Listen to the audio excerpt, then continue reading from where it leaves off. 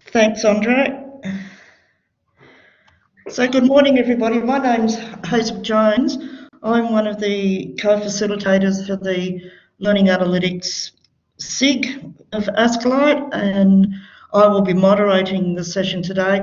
We have 4 speakers from around Australia and New Zealand, all of them PhD students working in the areas of learning analytics, and from the looks of things and talking to them, some very exciting things happening out there in the world. As I mentioned, the chat will be moderated. You can put your hand up to ask a question at any time and we will monitor that for the speakers. When you are not speaking, we ask that you do mute your microphone. And so without further ado, we will start, and I'll introduce our first speaker, who is Jen Stokes. And Jenny, I'll let you take over and tell us all about your work and yourself. Thank you. Great. Thanks so much, Hazel, and hello everyone. Thank you for tuning in today for this. I'm a PhD candidate at the University of Adelaide and a lecturer at the University of South Australia. So what I'll be talking about today is how I've been using real-time analytics in lectures and have been using that to engage students and boost positive outcomes for them. So there are a few guiding questions that I've used in undertaking this research, or this, I guess it's praxis really. The first thing is, how do we reach individual learners? So how do we know what impact our teaching is having on them? How do we make learning experiences engaging for all? And how can we improve learning and teaching at university? Okay. So I'm sure we're familiar with this type of scenario, whether being the lecturer up the front or one of the students in the midst of the lecture.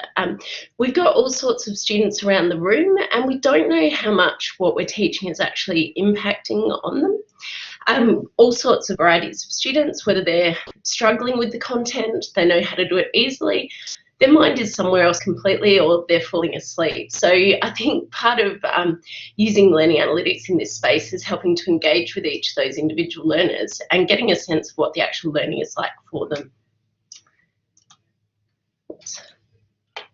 Okay, so of course something that's interesting that's happened lately is we're now teaching post-millennial students within the lecture space, and these learners have quite a different expectation of what education should be like, that it is a more interactive space. They bring a lot of benefits to teaching, but also certain challenges. So they tend to be more open-minded, more digitally connected, they're more team-oriented as well and interested in collaborative problem solving.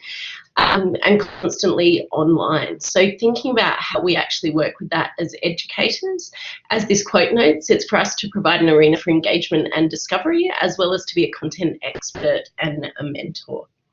So I've been using things like clickers for quite a long time, but with the advent of smartphones and millennial students and post-millennial students connecting in this space, it allows for some different approaches to teaching, and I think that this quote really highlights one of the key issues. So Aguilar notes, while the use of average dimensions is generally unsatisfactory, even when only one dimension is being considered at a time, the inadequacy of the average man method is compounded many times when more than one dimension is to be considered in a design problem. So Aguilar here is quoting Daniels, who was looking at the issue of designing the right sort of cockpit for different pilots. And Aguilar notes Daniels highlights an insidious problem in design, namely if you design for an average person, not only are you designing for no one in particular, you are in fact designing for no one at all. So of course we want to tailor our teaching, we want it to impact on all sorts of different students, particularly in the context of widening participation. We've got greater student diversity than ever before in our classrooms. And so how do we design stuff that isn't addressing an average person, but rather more for the individual? So this gives some real opportunities for learning analytics. It gives us a chance to tailor personalised learning, to provide timely feedback and also early intervention with students that are struggling. And for example, in this quote, it highlights that a meta-analysis of 225 studies researching active learning and academic performance found that active learning increases examination performance by half a grade on average, and that lecturing increases failure rates by 55%. So some fairly damning figures in that research, and I think that's pointing to more a standard sage on the stage type lecture. So how do we make this more interactive? Well, thankfully, with the rise of technology and the ubiquity of smartphones, we've got a lot of options that are open to us. One of the things I've been using in my lectures since about 2014 is Learning Analytics, which is essentially an audience polling device, but allows all sorts of different types of interactivity. A couple of other examples I'm using in my lectures which are free are Kahoot, which some of you may be familiar with, so that's about gamifying lectures, and also Padlet, which allows for mind getting ideas out. These are all supported by back-end analytics from the UniSA Moodle site. So some of the broader benefits, well, we can look at predicting student learning success and providing proactive feedback. So even in that lecture environment, being able to speak to if students are connecting with the questions well and across the knowledge, moving forward quickly, or whether we spend a bit longer exploring concepts. I have a better grasp of online and on-campus engagement. So my external students and virtual lecture students also do these type of learning analytics. So I get a sense of how people are participating across the cohort. It helps for supporting students at risk, so I can look at and analyse the data and see where people might consistently be having issues, or if particular students are consistently having issues. And there's a possibility of improved cohort outcomes. And coming back to Aguilar again, he notes utilising big data, good design and the input of stakeholders they're meant to serve. Learning analytics techniques aim to develop applications for the sole purpose of reducing the classroom size to 1. And so he argues this is really important for just and equitable teaching, and it acknowledges and supports the individual needs of every student. So a lot of my teaching is in enabling programs at the moment, so my PhD is in enabling pedagogy, so I'm particularly interested at approaches that can support that increased diversity and help those students to connect with university. Some of the issues we might see when we bring these in: access to technology, issues of diversity, diverse use of language and other sorts of things, the technology in place, so even simple things like having enough PowerPoints in the lecture theatre if students' devices might be running flat. The educator attitude, university culture and culture of analytics is important to be able to support these things, and the connection to research, so making informed choices about these things. Some of the approaches that I've taken, in 2014 I did some data analysis using clickers to see that the students did have enough devices to be able to participate in the lectures effectively, so I could then move to the bring your own device rather than a supplied device format. Raising awareness of the analytics, so students are aware that their participation in this is being monitored, and this raises some issues of consent and data retention as well, and thinking about privacy in that space, is it confidential or anonymous? And also with the educator and real-time analytics, it really is that move from sage on the stage to a discursive lecture. So when you're working with several hundred people in a room, how do you open up conversations? And this is one way of doing it. It's about inclusive and adaptable practice and pedagogy, so working with a group, and it shifts things a little bit so that it's more that you're part of that conversation. It does take time, so you do need to have time to learn, test and embed the new technology, and it does take persistence, always having a plan B as well, and navigating new technology for students in supportive ways. It's about encouraging that interactivity through digital media, which the students really enjoy, and creating a supportive learning environment. It's also about modelling positive behaviour with technology, because sometimes this technology will fail, so as the lecturer you need to show good coping mechanisms for them. Just moving through these things quickly, I'll show you some examples of what I've done. This is basically the kind of iterative process I'm going through in implementing the real-time analytics. So firstly, designing how I will use things, the questions, what outcomes I hope the students will get, discussing with the students how the approach is being implemented, and then delivering the analytics. They then respond, and then I reflect on that process, including reflection in the lecture on the questions and discussion then, but also then informing my further design and delivery. So what some of this might look like, these are just examples of student engagement. So there's not a right or wrong answer for these, but you can see, for example, this is in a lecture on viral information on the top left, just getting students engaged at the start. What's your favourite recent meme? We've got Donald Trump there and a cat. And then a word cloud of student responses. Similarly below, a picture from a lecture on semiotics, looking at denotations and connotations. So again, just getting them involved, getting them to participate. Or in the top right, variations in perception, in looking at subjectivity and objectivity in a lecture on epistemology. And again, just getting them to connect. The next one is examples of knowledge development. So these are multiple choice questions that I've delivered in lectures, getting students to reflect on what they've learned or what's been in the reading and being able to give the correct responses. So you can see here when they've responded correctly, when people haven't responded correctly, and I do discuss that and say if it has a consistent wrong answer people are picking, then I'll discuss why that one isn't the correct one and work through the responses there. The one on the right was a bit of a learning experience for me. Get students to think on the fly and to look at this type of critical thinking and problem solving. The first time I delivered that, I didn't quite have it set up right, and it turned into a big blur of all their drawings overlaid, whereas you can see this time each of them has worked through, and a couple of them have got it correct, but most have struggled with it. One's even put, I don't know. So you can see how these things work and we get the response.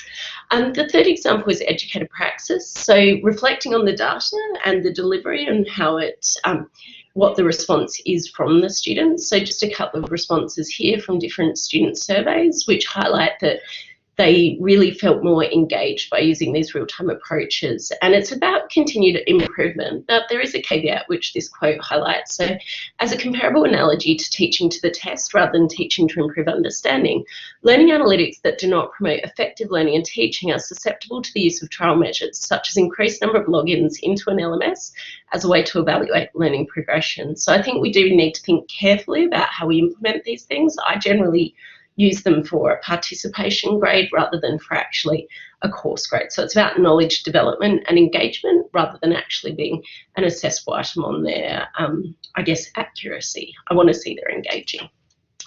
So some of the outcomes, I've seen enhanced participation engagement. I usually have really good lecture attendance for my courses and really high student satisfaction. So enthusiastic student response, they really enjoy this type of gamification of the lecture and it helps keep them engaged.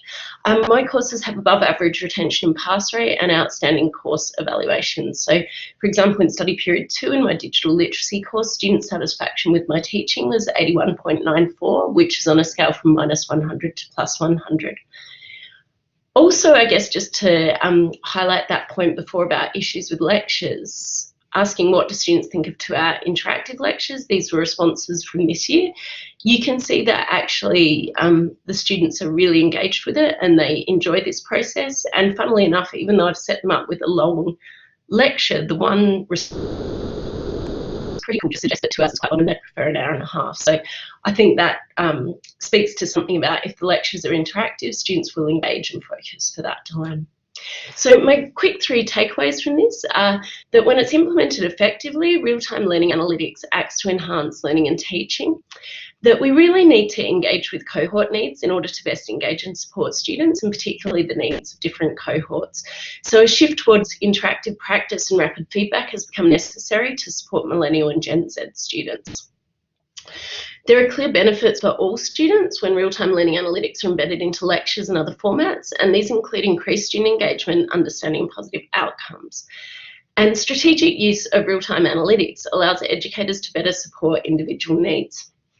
Through employing learning analytics effectively, educators are better able to deliver personalised learning experiences and to target early interventions for greater student success. And this is really particularly important for meeting the needs of students from diverse backgrounds. So thank you, everyone. That's my presentation. I apologise, I'm just getting over a cold, so a bit squeaky, but I hope that was useful and I'm open to any questions if we have time. Thanks. Thanks very much, Jennifer, an awful lot in there and some awesome results from it as well. I think what we'll do for now, unless there's a very quick question, we'll get people to hold them over until the other 3 speakers are finished. But if anybody's got a one quick question, we can take it now.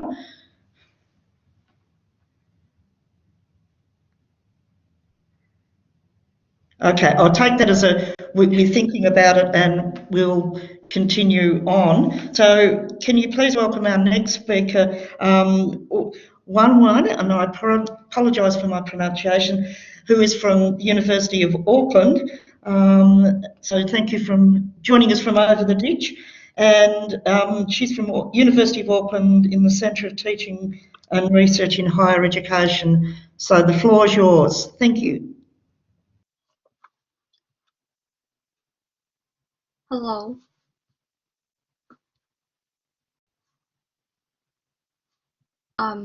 Sorry, Go ahead. why I can't see my slides? What have we done?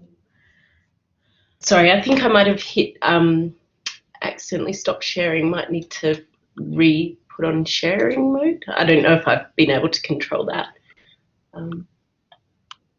That's a damn good question. Andre, are you able to jump in here? Sorry.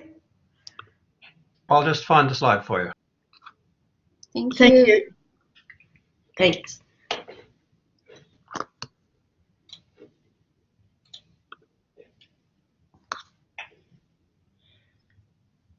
Great.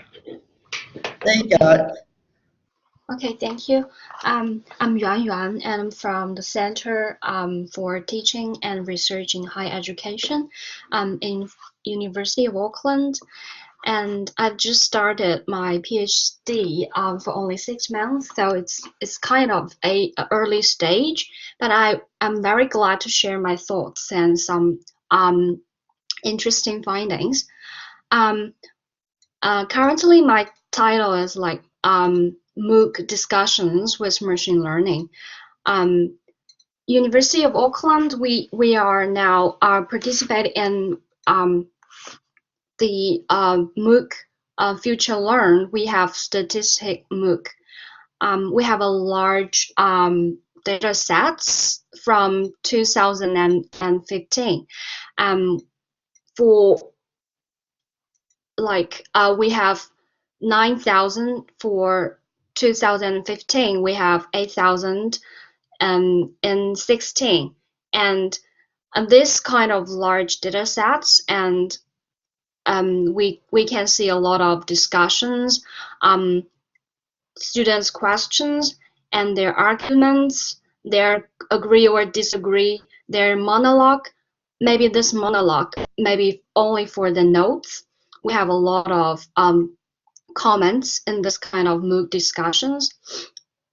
But sometimes if we like manually to analyze this kind of comments, it's time consuming. And sometimes we cannot like find some patterns. So we are thinking about if machine can help us dealing with this kind of questions. From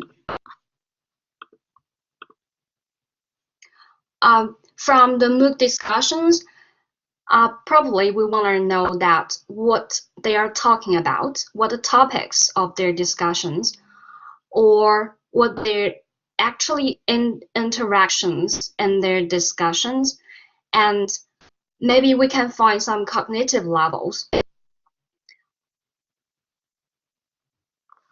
And why we wanted to employ machine learning, because sometimes by experts sometimes we cannot find clues, but maybe machine can detect some patterns for us.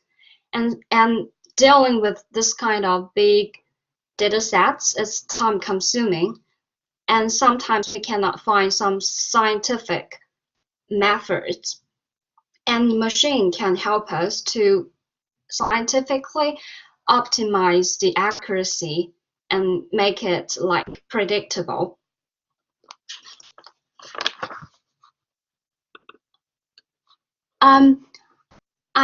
I've do some trials using this comments and 3 years from our MOOC discussions, and I also can briefly introduce the machine learning methods.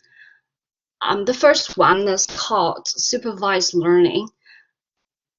Supervised learning is trying to address a situation that we've already know the categories of this data. And we've also have like pre-classified data. For example, in our MOOC session, in our MOOC courses, we know that we have like 8 themes of the topics they're talking about, like data, they're talking about tables. We have 8 topics, and we've already like manually classified. Like for example, we have 30,000 comments, and we've already manually classified like 5,000. So this kind of 5,000 data is called pre-classified data. We've already know the comments that belongs to which kind of class or which kind of topic. So next thing we need to do is try to train our model. And previously we let experts to do this decision for that which category that comments belongs to. And next we want our machine, the model, to tell us, to make this decision for us, to tell us which class this comments belongs to. So we got known X, it's like the comments, and we got known Y from the pre-classified data sets. Then we train our model, use different kinds of supervised learning methods, different algorithms, and then we got this model. And then we test if the model is accurate or not. So here comes my testing.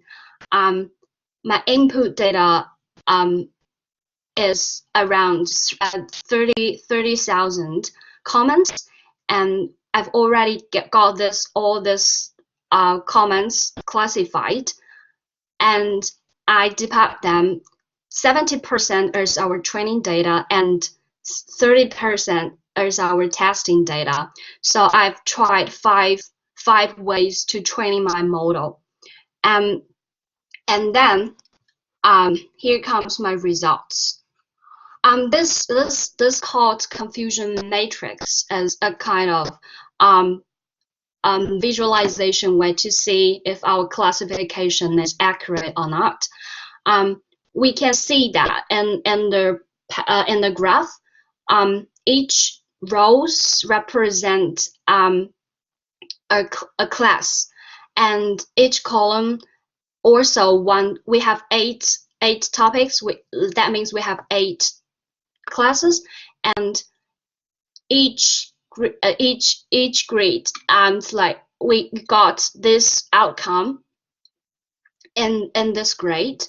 So so the dark line, that means that we got right results. We can see that the left one shows an average accuracy is like 85%, and the right one shows an average around accuracy average rate is around 97%. And this is like 2 different kinds of ways to training my model, and this model shows that the left one will be more accurate. Sometimes the methods just depends on that what kind of data resources you have. So after I got this model, I can assume a situation if like we have 100,000 comments, we wanted to do classification, and we've only manually classify it like 5,000. So the remaining one, we can let machine to help us make the decision that which classification, which class it belongs to. And this is our supervised learning. And another one is unsupervised learning. Unsupervised learning aims to address the problems like sometimes we don't know, we don't exactly know how many categories in our data sets. and we do not have any classified data.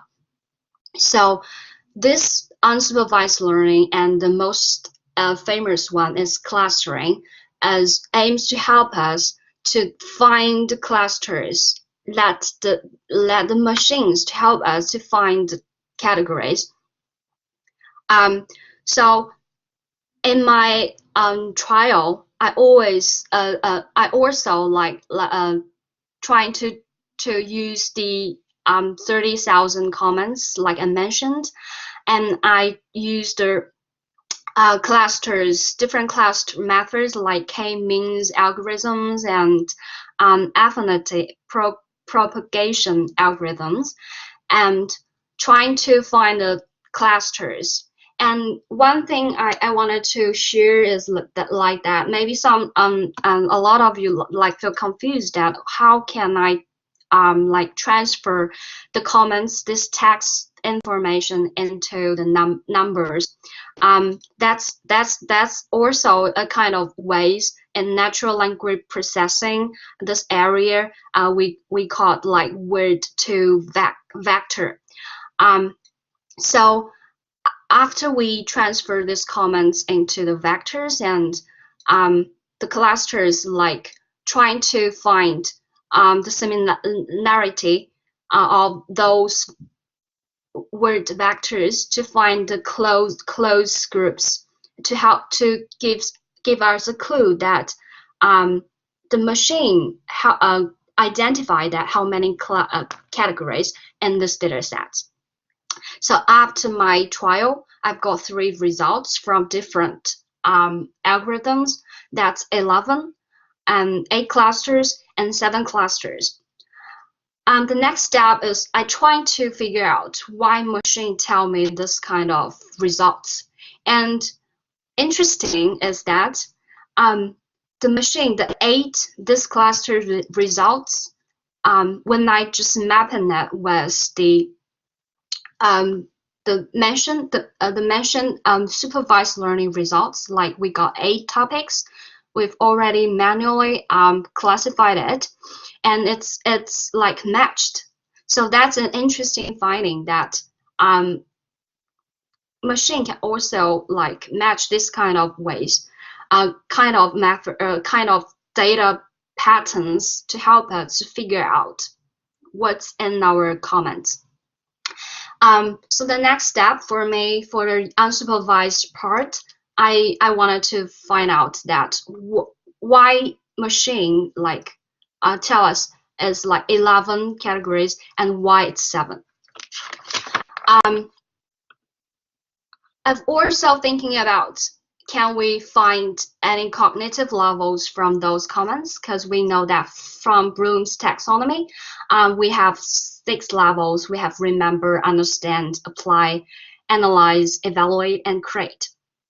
If we can find some strong signals in our comments, usually we classify those comments manually by experts to tell us which Bloom's taxonomy, which cognitive level this student reached.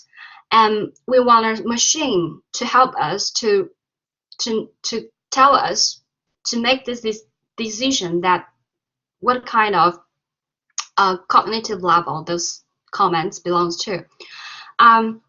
So this way, not only we can apply the supervised and unsupervised learning methods, and we also wanted to employ some natural language processing algorithms help us to solve this question. So we've tried easy ones like verb. Verb is a strong signal to help us to recognize. Here is like a verb table that I cited from Center for Innovation in Teaching Learning 2014, and we've got different verbs for different levels, and we would like to apply this verb as a signal in those comments. So this is a kind of this is a single way to detect. This is a kind of semantic analysis methods, and we use machine to recognize these verbs, and then we got this kind of results that each comments, if we have this similar verb or verb style, we will detect it in this cognitive levels. So we got this results from in the table, and we find that to apply that level, like we got most data sets and apply this category. But this kind of way is only a simple way. We've got a lot of disadvantages, like if we use a verb in this comments, it's not represent that it belongs to this kind of cognitive levels.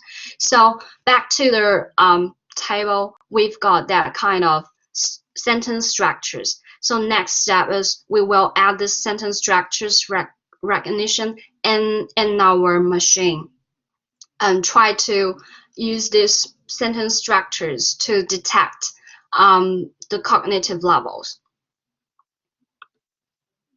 And in machine learning area, we've also have neural networks, artificial neural networks, and try to mimic the human's information processing. So the next step for the cognitive levels classification, we also combine those kinds of ways to try to optimize our accuracy. So the three examples are my trials trying to apply the machine learning to help do the data analysis. And I also wanted to know if by analyzing this kind of comments help us to understand the students what's their learning gains.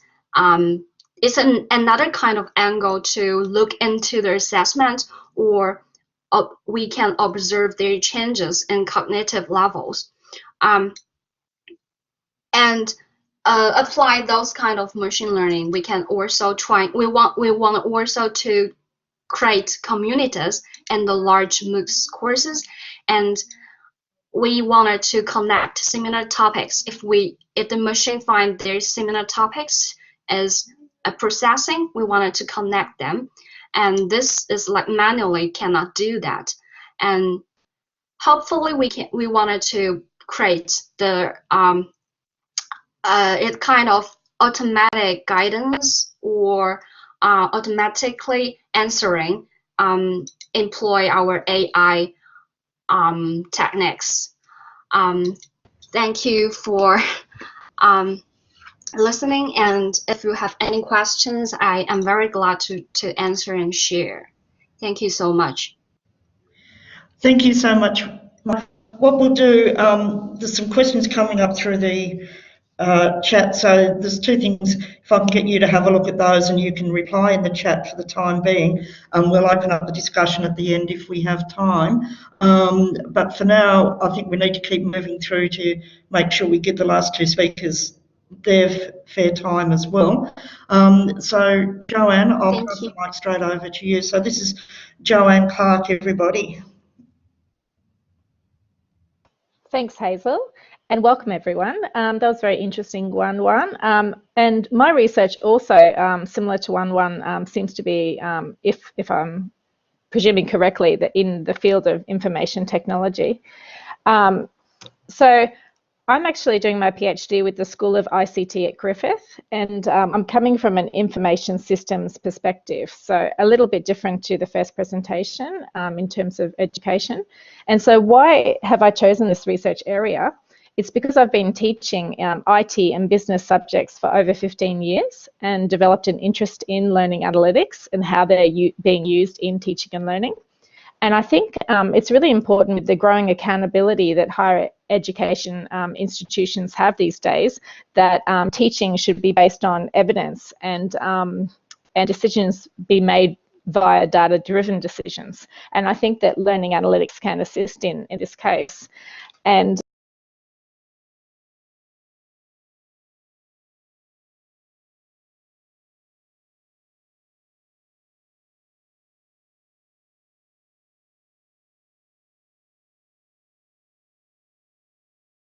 We seem to have lost your mic. Sorry. Yeah, that's better. That's okay. Sorry, learning analytics implementations I have found thus far are very much in their infancy. And so I think it's really important to look at the success of these implementations.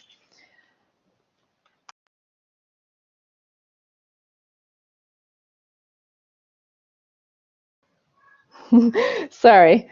Okay, so I'm looking at the Delone and McLean model in information systems success, which has been used very reliably, tested over time, and mainly quantitative studies.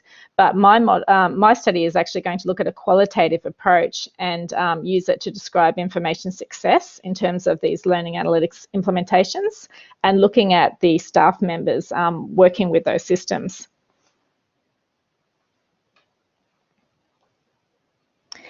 Just showing you on this slide here a quick, if you haven't seen the information system success model before, it can be broken down into 3 main areas. You can see the first part, information quality, system quality, and service quality. This is the functionality of the system. So we could look at the learning analytics functionality. You know, the second part is usability, like is it easy to use? Is it doing what it's intended to be doing? And what's the satisfaction of that system like? And lastly, the net benefit is the overall utility. So how is it effective in the organisation or the higher education institution? So my study is a qualitative research and it's in 2 stages actually. The first stage, I'm actually interviewing key staff from 3 to 4 people usually at the university that are working with learning analytics. And I'm also hoping to develop case studies from this. And I'm also using an interpretive paradigm, which is based in information systems research. So far, I'm actually going to, it sounds very optimistic, but I'm actually approaching every Australian university to take part in the first stage of my research, which is establishing a state of play, you know, what's happening at universities. And so far I've achieved 3 universities, interviewing 3 to 4 staff that work directly with, as you would imagine, some institutions have said no to the research, so I won't obviously get the whole 43 universities. The second stage will be deploying the Delone and McLean survey with a qualitative touch. So in my first stage, interviewing the key staff at universities, these are the main findings that I've found. It's really important, and especially since today we can see presenters from different disciplines, that you define what learning analytics means to you in terms of your research. So for example, there are student-facing learning analytics, there's academic-facing, and people view learning analytics differently. Also, I found it interesting that universities have different entry options, which can impact on this study. For example, one university I interviewed staff at have first in family type student cohorts, and another have, you know, amazing OPs. So, you know, universities can have differences in themselves. Obviously, people in studying in learning analytics know that it's very much in its infancy, so that was found as well. Also, predictive modelling has been a popular method, and a lot of studies have been using this type of model. And also recommender systems are starting to be introduced at the universities that I interviewed at. Also, learning analytics examples, of course, have been applied to course design. So as we saw from Jennifer's talk originally, she's been doing a lot of that, which looks fantastic.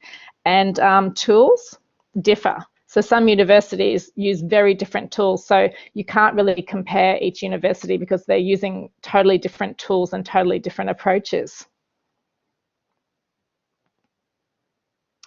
And the last thing I just wanted to touch on was some of the other findings, like benefits of using learning analytics at university, and also limitations. So there's been a real finding common to all people that I've spoken to about the increased need for data literacy. So this will be, of course, it's easy to interpret learning analytics different ways, but, staff really need to be able to understand what reports are being presented to them or what dashboards are being presented to them. There's also, as I've mentioned in the beginning, evidence-based practice is being used and data to drive decision-making, and also finding out what drives learning and what does not. And an interesting finding I found very interesting was deprivatizing the classroom. So sometimes this could be a very uncomfortable conversation where if you're using learning analytics to make staff accountable, so for example, we've been doing that for years with evaluations. Your teaching evaluation isn't that great, what's going on in your classroom, but learning analytics could, open up a Pandora's box in terms of that. And lastly, the limitations. Of course, there's all the cautions of being on the web, security, that sort of thing. But one of my favorite findings is uninformed inferences. So people jumping to conclusions with data. So for example, just because a student is logged on an LMS doesn't mean they're engaged. They could be like this forum, someone could be logged on, but are they listening? And I end with a quote: it's like mistaking the leaves for the wind, measuring the movement of the leaves, but the wind is something different. Okay, thank you very much for listening, and I welcome any questions. Thanks, Joanne. Yeah, a very different study to the first two, but very interesting again. Again, I would ask all participants if we can add any questions or comments to the chat at the moment. We'll open up at the end. But in keeping with the time, I'd like to pass over to David Fulcher. David's from the University of Wollongong, and he'll be the final speaker for today. So David, all yours. Thanks, Hazel. Can you hear me okay? Okay. So I'll just skip on. So I'll just talk a bit about the study that I'm doing. It's still very early days, but hopefully from the next 10 minutes or sorry, 7 minutes, you'll get a flavour of what this is all about. So I'm particularly interested in the experiences and perceptions of higher education teachers with regard to learning analytics, similar to the nature of the study Joanne Clark just outlined. I'm coming at this with an open mind. There's no right answer, but rather just an exploration of how higher education teachers are using learning analytics in their practice today. So a little bit about me. The impetus for the study comes from personal interest, searching for ways in which teachers are able to make the most of the information that's available to them. I have a background in primary school teaching, and I've also got over 10 years experience working with analytics in a variety of organisations to support decisions and actions. That includes extensive involvement in the design, development and implementation of analytics tools across different domains. So I was wondering for a while how to make use of my primary school teaching and IT experience. They seem to be quite different skill sets. That's when the opportunity came up to work on learning analytics at UOW a few years ago. So I hold the role of Manager Learning Analytics at UOW. This involves leading the institution-wide program for learning analytics with a clear focus on academic endeavour rather than technology to drive improvements in student success. So linking through to what Joanne Clark was saying before, there are different definitions of learning analytics, and what this slide intends to do is point out that the majority of the focus up until now has been on that top left box, early alert and student success, predicting that students may be struggling. So I think it's reasonable to say that less attention has been paid to some of those other areas: adaptive learning, network analysis, student-facing analytics. More and more is emerging, but I think up until now the lion's share has been on early alert and student success. So with my role as Manager for Learning Analytics at UOW, it's focused mainly on the top-down aspects of implementing learning analytics, designing analytics and associated processes in a scalable and sustainable manner. And so because I'm mostly at arm's length from the classroom, I'm particularly interested in what teachers make of all this and how it fits with their practice.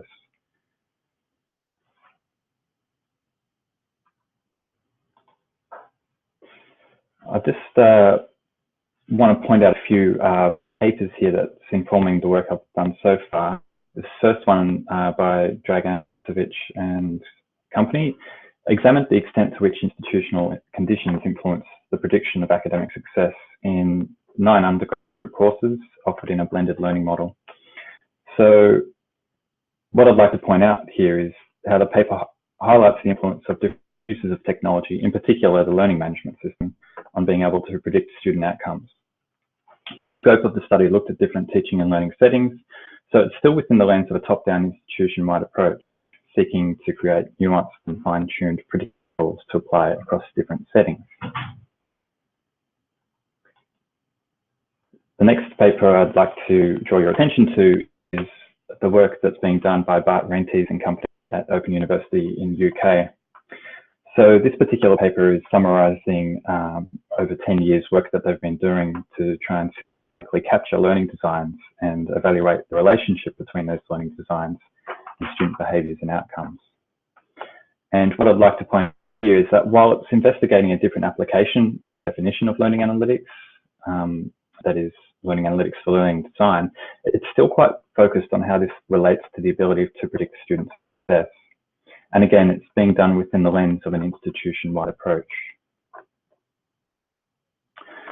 So for me, like I said, it's still very early days, but the research questions that I'm looking at are basically what factors influence in higher education teachers' interpretation of learning analytics,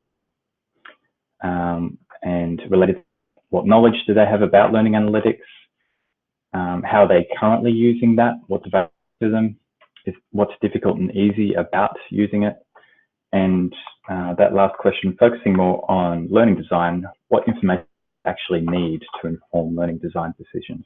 So from that, it may be that there's gaps between the learning analytics that are currently available and what they truly like to help with the planning and delivery and evaluation of learning designs. So that's about me.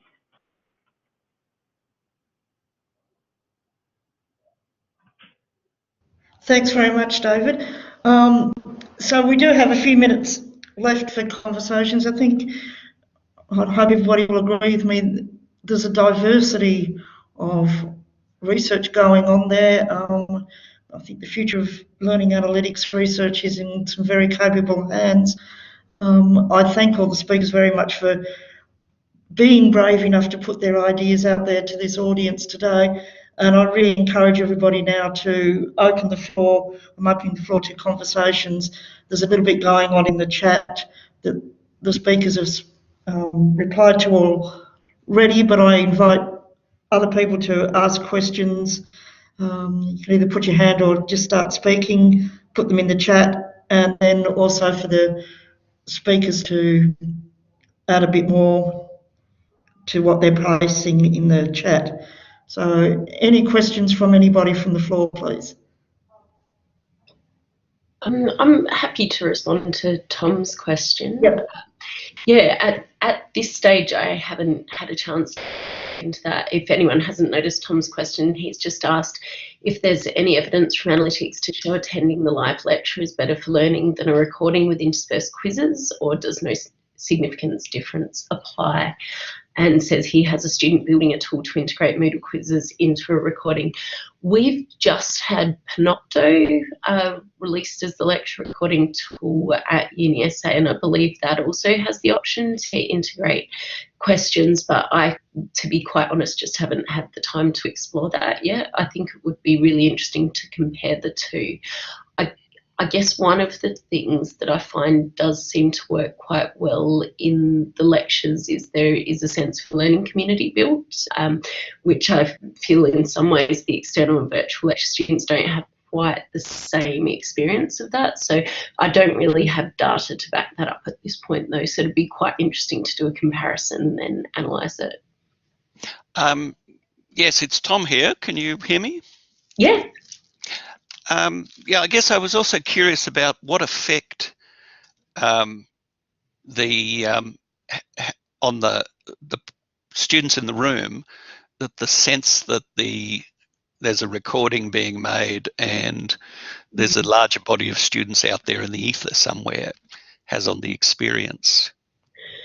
Yeah, it's a good question, and I'm not sure how I would quantify it at this stage. I guess one of the things I would say is that I do let students know that it's confidential, not anonymous, what their responses and that sort of thing, and I do remind them to be professional in the ways that they interact with these systems, just in case there's any temptation, particularly when it's sort of a word cloud or something where they are sketching, to be able to put back in. But I haven't had a chance really to research further with the students about those sorts of perceptions. So it's definitely an area that I'm sure is wide open for research. Yeah, because ANU is using Echo 360, yep. And students can make anonymous comments in the responses, but we in our training where it's suggested we point out to them that it's only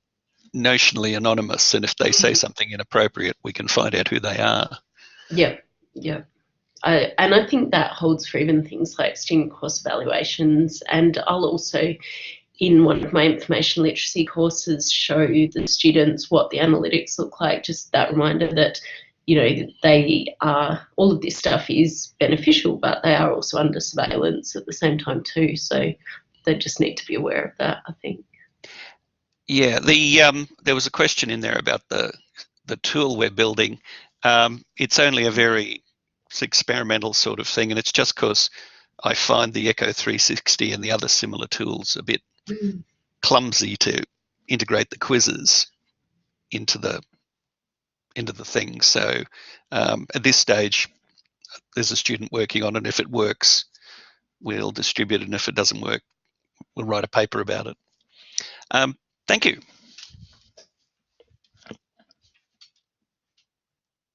Thanks, Tom and Jennifer. Yuanyuan, did you want to expand at all on your response to Nigel's question about the Google issue? Thank you for all the questions. Because in the machine learning areas, like no matter which word, and in supervised learning, we only find a matching between a verb with the different word with the category, and so no matter it's Google or other word, if we can find a possibility that if they use this word, that's what is a possibility for this comments that in this category. And other ways, if the semantic ways that we will like manually find different verbs, and like you said, the Bloom's digital taxonomy, because we need to update them, update the verb tables according to the different comments and also the sentence structures. Thank you.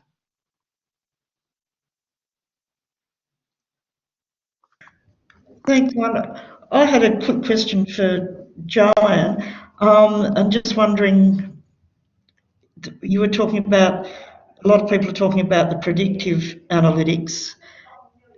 Is there a sense that that's a positive thing or a negative thing, or it's mixed at the moment? Hazel, I think that in terms of at-risk, identifying at-risk students was my main findings, you know, in a positive way. So trying to identify at-risk students early and intervene, and perhaps with recommender systems. Thank you. This has been a really productive session. It's great to see so many people coming in and participating with. I think for everybody, it's only the start of some of the conversations. We do have the Google groups for the SIG where we can continue these conversations, and I encourage everybody to do so. We will be having another session in October which at this stage we're planning on having that along the lines of professional learning for staff, so it ties in with some of the comments that have been made today. I think the area of success, for those that aren't aware, is the theme for LAC 2019 conference, so a whole international conference on that coming up next year. Submissions for that are due at the beginning of October, so you've still got time to get in for that, and particularly for the presenters today and others that are in that field. LAC has a doctoral consortium which does refund some of the costs of going to the conference, so I'd recommend everybody having a look at that. I want to thank everybody for their contribution. We are coming close to the hour, so if there are any further questions, yes, the slides and everything else will be made available via the ASCILITE site, including this recording. So thank you, everybody. If anybody else has got any final comments, and there's lots of things going through the chat at the moment. So thank you, everybody.